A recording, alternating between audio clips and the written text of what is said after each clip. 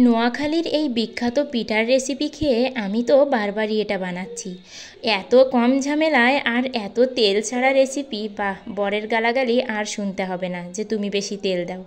নমস্কার বন্ধুরা, জয়ের রান্নাঘরে সবাইকে স্বাগতম জানিয়ে আজ নিয়ে চলে এসেছি সুজির খোলাচা পিঠা। আর এই খোলাচা পিঠা কিন্তু শুধু সুজি দিয়ে নয়, চাল বলুন, আটা বলুন, ময়দা বলুন, সব কিছু দিয়েই অনেক বেশি মজার হয়। তাহলে চলুন চলে যাই রেসিপিতে। আর সুজি দিয়ে কিন্তু আমি এই ফার্স্ট টাইমই ট্রাই করছি। সুজির ভিতরে আমি পরিমাণ মতো লবণ আর 2 চা চামচ চিনি দিয়ে দিয়েছি, আর এর ভিতরে দিয়ে দিচ্ছি একটা মুরগির ডিম। আর মুরগির ডিম দিয়ে আমি আগে থেকে গরম করে রাখা দুধটাই দিয়ে দিলাম। আর সুজি দিয়ে যখন আপনারা খোলাচা পিঠাটা তৈরি করবেন তখন এর ভিতরে উষ্ণ গরম দুধটাই দিবেন, তাহলে অনেক ভালোভাবে এটা মিক্স হবে। এবারে আমি খুব ভালো করে এটাকে মিশিয়ে রেখে দেব 10 মিনিটের মতো। 10 মিনিটের মতো যখন আপনি এটাকে রেস্টে রেখে দেবেন তখন কিন্তু দেখবেন সুজিগুলো একটু ফুলে উঠেছে এবং এই ডোটার ঘনত্ব আরও বেশি বেড়ে গিয়েছে। এখানে দেখুন আমি চামচের সাহায্যে দেখাচ্ছি 10 মিনিট রেস্টে রেখে দেওয়ার পরে এটার ঘনত্ব কতটা বেশি হয়ে গেছে। এবার এগুলো ভেজে নেওয়ার পালা। আমি চুলাতে কড়াই বসিয়ে দিয়ে একটু তেল ব্রাশ করে নিলাম, আর এর উপরে আমি 2 চামচের মতো এই ডোটা দিয়ে দিলাম। দিয়ে এই হাতার সাহায্যে ঠিক আমি গোল একটা শেপ দিয়ে নেব।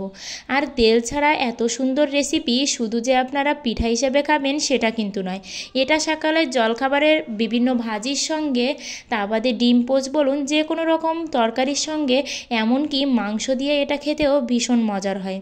এটাকে শুধু পিঠা বললে ভুল হবে। অবশ্যই বলবো একবার সুজি দিয়েও এই রেসিপিটা আপনারা ট্রাই করবেন।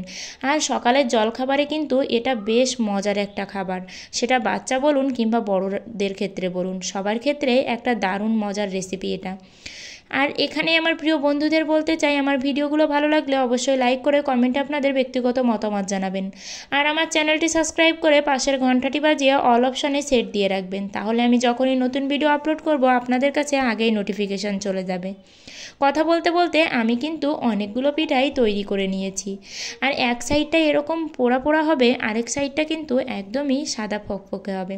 আর দেখুন এই পিঠার বুকে কিন্তু অনেক অসংখ্য অসংখ্য জালিকা হয়েছে।